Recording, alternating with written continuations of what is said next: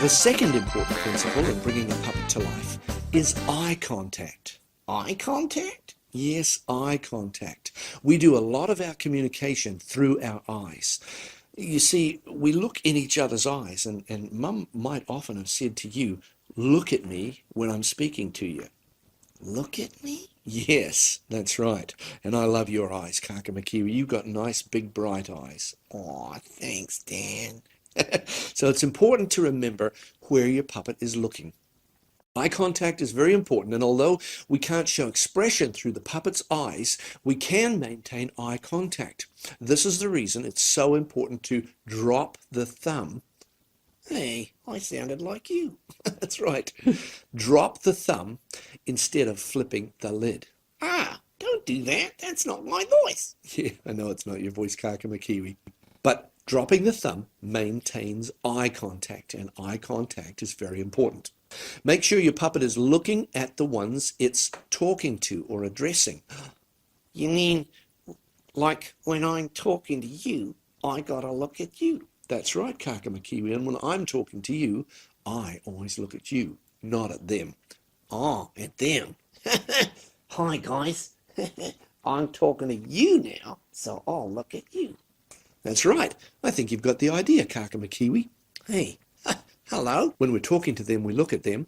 When we're talking to each other, we look at each other. That's right. You got it. That's what eye contact is all about. Now, here are some common faults when we come to using puppets and forgetting about the eye contact. Common faults? Yes. I had faults? Well, yes, sometimes you do have faults, Kakamakiwi. And one of those faults is staring at the ceiling. Like this? Yes. And I'd like to show you why that's a common fault. When I take Kakamakiwi off, my hand sits like this. Now, this is the way we like to have our hands sitting. That's a normal way for us to hold our hand, isn't it? It's a comfortable way for us to hold our hand. But with a puppet on, we've got to hold it like this, and that gets pretty hard right here in that part of your hand. So it can be very painful when you're doing this for long periods of time. I ended up with tennis elbow, actually, in both elbows, left and right, from having to do this so much. But you've got to drop that hand down in order to get the eye contact. So one common fault is holding your hand up this way. Another common fault is resting your hand on the puppet theater, on the edge of the puppet theater, like that, because it gets tired. If you're in a theater and you're working with your hand up all the time, it gets very tired holding it that way. So you want to drop your hand onto the puppet theater. And so the puppet is looking down. That takes away from the life of your puppet, because he's either staring up at the ceiling, which is comfortable and a bit dead, and of course you see underneath his chin is about all, or alternatively lying on the puppet theater like this with his mouth open and his head hanging down. Two common faults. So to maintain that eye contact, you have to be holding the head up. Oh, like this. Yeah, that's right. You got it, Kakamakiwi. Another common fault, of course, is flipping the lid, and you lose the eye contact when you flip the lid. So make sure that you maintain that eye contact. Another one is having the puppet on the wrong hand, so that the puppet is facing back to back at the puppet theater. Remember, if you're on the left-hand side of the puppet theater, you've got to have your puppet on the left hand, so that you can face the other puppets in the theater. If you're on the right-hand side of the puppet theater, you've got to have the puppet on your right hand, so that people on that side can see you. Otherwise, your puppets may be facing back to back and won't be looking at each other. And you don't want that when you're in a puppet theater.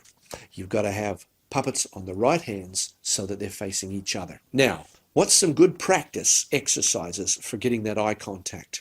Well, the first one is sit and look at your puppet, get your glasses right, and talk to it. Oh, hi, Dan. Hi, Kakamakiwi. Nice to see you. Yeah. What are we going to talk about?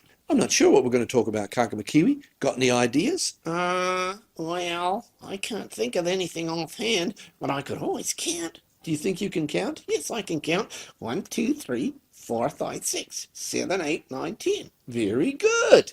And you maintained eye contact all the way through that. I'm good at that, aren't I? Well, it's good to see that you're now looking at the audience. Oh, yeah. I've got to maintain eye contact with you when I talk to you, Dan, and with the audience when I talk to them. Yes, you do, Kakamakiwi. Very good indeed. All right, another practice exercise, a good one, is to sit looking in the mirror. You and the puppet both look in the mirror and you can see each other. Hey, like on that TV screen? Yeah, like on that TV screen, Kakamakiwi. We can sit here and look at each other in the TV screen. Yeah. I'm looking at you and I'm looking at you. Yeah, good stuff. We're maintaining eye contact. Very good, Kakamakiwi. So lip sync was the first one and eye contact is the second one. Oh, good. What's the third one? Well, we'll get into that in just a minute, Kakamakiwi, but first I've got to give them another practice exercise. Uh-oh, and what's that? Well, find another puppeteer, and you and the other puppeteer can sit there talking opposite each other. You can focus the attention of the puppets on each other. Puppets talking to each other? Yeah, that's right. Unheard of. Unheard of. Well, maybe it is for you, Kakamakiwi, because you're a ventriloquist dummy. Hey, who are you calling a dummy? Anyway, we got to get on to the next one.